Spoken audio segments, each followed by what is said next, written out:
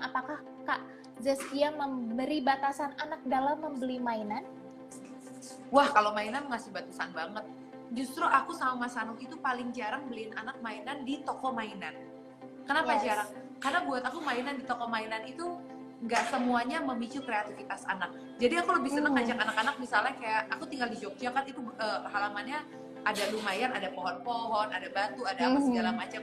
Biasanya aku ngajak keluar, yuk hari ini kita main masak-masakan, mana alat masakannya? Ini dia kalau zaman dulu ya, dia tuh suka ngambilin kayak daun-daun yang udah jatuh, terus dia ulek pakai batu, terus kalau ada daun yang lebar, aku jadiin itu piringnya, aku ini. Jadi justru mainan yang tidak dari toko mainan itu biasanya lebih memicu kreativitas anak.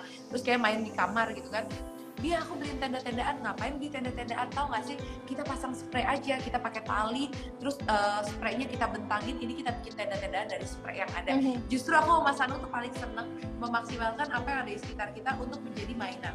Jadi jujur anak-anak aku jarang banget beli yang namanya mainan di toko mainan. Terus bagaimana mengalokasikan uang jajan hari-hari buat anak-anak? Biasanya aku kasih anak-anak jajan itu, aku kasihnya reward.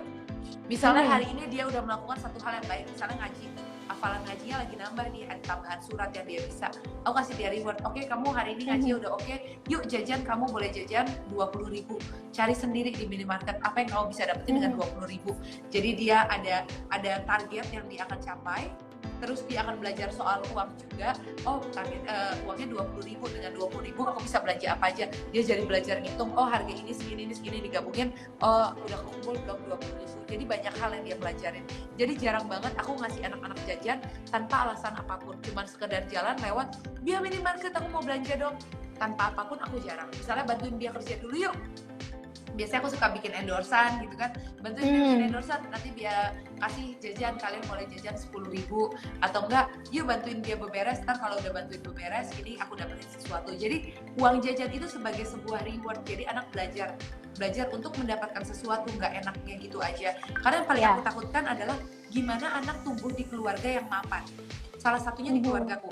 Aku selalu mikir, enak banget ya Bi, aku ngomong sama Mas Anu, jadi anak kamu sama anak aku, mereka lahir dengan situasi kondisi ekonomi yang baik-baik aja.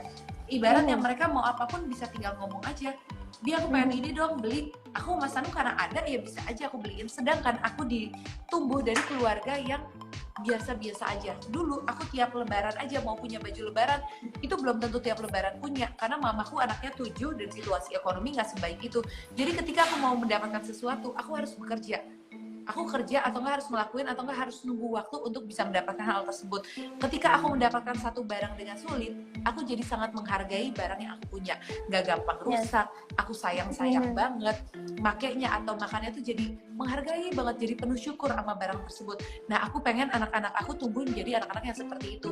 Jadi ketika mereka mau jajan, mereka mau dapetin sesuatu mainan, aku bikin mereka berjuang dulu untuk mendapatkan hal tersebut. Jadi nggak tiap hari mereka bisa kasih jajan dengan gampang. Yes, benar banget nih. Kak, ini satu pertanyaan terakhir dari Fadilah Tulis Muha. Kak, kalau misalnya nih cara mengajari anak-anak untuk mau belajar tuh gimana sih?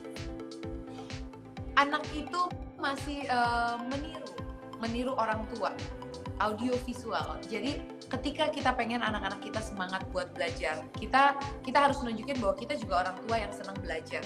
Kita happy sama belajar. Terus kita harus membuat situasi belajar jadi menyenangkan buat anak-anak. Karena secara harfiah si anak-anak ini tuh kan senangnya bermain. Nah, bagaimana kita membuat situasi bermain ini menjadi menyenangkan dan sambil belajar buat anak-anak. Jadi jangan menuntut anak-anak untuk kamu harus belajar, kamu harus pinter dan bla bla bla, tapi orang tuanya ngomongin sambil main handphone, sambil kayak ya udah belajar apa, kamu yang belajar dong, aku mau udah lewat masanya, aku udah nggak harus sekolah, sekarang momennya kamu yang harus belajar. Nggak bisa kita nuntut cuman anak-anak melakukan hal itu tapi kitanya nggak melakukan sesuatu, karena anak-anak itu lagi mencontoh apa yang orang tuanya lakukan. Mereka melihat orang tua seperti apa, mereka akan melakukan seperti itu. Jadi ketika kita pengen anak-anak kita semangat buat belajar, tunjukin kita juga tipe orang tua yang senang belajar, kita terlibat, dan buat belajar itu tidak menjadi tuntutan tapi menjadi sebuah kebutuhan. Itu dalam segala hal, nggak cuma buat belajar. Dari masalah anak-anak beribadah juga, kayak aku pengen anak-anak pakai jilbab gitu kan. Aku nggak nuntut mereka kamu harus pakai jilbab ya soalnya jilbab gini-gini, enggak. Aku tunjukin aja setiap hari aku pakai jilbab. lingkungan aku tante-tantenya pakai jilbab semua, teman-teman aku pada pakai jilbab. Akhirnya anak-anak ngeliat, ih emang ternyata kalau perempuan ini pakai jilbab ya di lingkungan dia. Akhirnya aku mau pakai jilbab. Kenapa? Ya biar sama kayak dia. Jawabannya mereka tuh kan, anak-anak emang lagi mencontoh. Jadi dalam hal apapun contohin aja dulu. Ntar anak-anak lama-lama akan ikut, karena anak-anak semua rata-rata pengen menjadi seperti ibunya. Karena kita idola pertamanya anak-anak. Yes, benar banget. Semuanya dibuat menyenangkan ya, Kak. Dan pastinya kita melakukan yang terbaik karena kita adalah panutan bagi anak-anak kita. Yes, sebenarnya nih Kak, banyak banget pertanyaan yang masuk, tapi karena keterbatasan waktu kita cukupkan dulu ya sahabat. Kalau dari Kak Zaskia nih, mungkin ada closing statement untuk memotivasi sahabat semua tentang peran sebagai seorang ibu.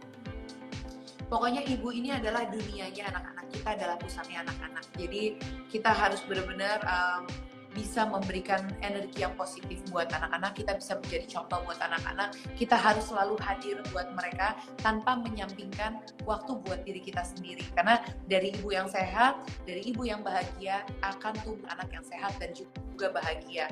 Dan selain itu aku juga merasa punya tanggung jawab buat anak-anak, nggak cuma masa sekarang, juga masa kedepannya. Makanya untuk anak-anak aku nggak mikirin mereka sekarangnya doang, tapi untuk kedepannya. Gimana mikirin anak-anak ke depan? Itu adalah soal investasi. Makanya tadi ditanya, penting nggak sih investasi? Penting banget buat anak-anak. Jadi buat ibu-ibu sekarang di masa produktif kita, selagi kita ada, jangan lupa sisihkan 30%, oke, terlalu besar, seenggaknya 10% aja untuk investasi masa depan anak-anak. Investasinya bisa berbentuk apa-apa. Investasi tabungan, investasi tanah, investasi emas. Kalau ditanya aku yang menguntungkan investasi emas, karena emas tadi satu juga aku lupa bilang, emas itu bisa dicairkan kapanpun.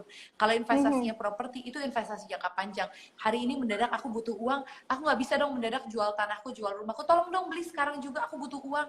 Nggak mungkin. Tapi kalau emas kan aku bisa, oh aku punya emas 10 gram, aku hari ini kepepet banget butuh uang 500.000, ya udah aku jual 1 gram aja lah dulu lah gitu kan. Itu juga bisa gitu kan. Jadi itu sangat menguntungkan. Jadi buat semua ibu di luar sana, jangan lupa kita pikirkan anak sekarang dan juga untuk masa depan.